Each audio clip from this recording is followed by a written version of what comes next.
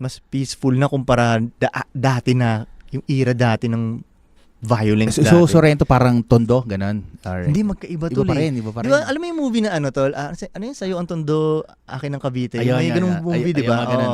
Kung ikukumpara ko tol, magkaiba. Hindi mo talaga pwedeng makumpara ang Tondo at Cavite. Magkaiba siya ng culture. Magkaiba siya ng klase ng violence. Magkaiba talaga.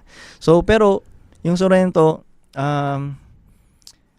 hindi siya ganun ka, well, hindi talaga siya perfect na lugar. I mean, maano talaga siya. Hindi man siya squatter, hindi siya ganun. Okay. Pero hindi siya rich neighborhood din. Okay.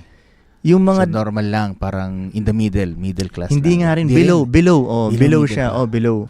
Na konti na lang talagang, Mag-squatters na ganun. parang ganun. Pero dati hindi ganun Okay. Ngayon, Ganun na siya. ewan ko lang. Ngayon siguro medyo okay na eh. Pero nung panahon ko talagang, siya eh, violenteng lugar siya eh. Drugs and violence siya nung panahon na yun. Kaya pero, nung nandoon ako, hindi ko siya nakikita na parang, ayoko dito. Kasi, malay ko ba? Bata lang naman ako nun. Masaya pa rin siya sa akin. Alam mo yun, sarap maglaro sa labas. Okay, Tama. biglang makita ko, nagsasaksakan doon. Okay,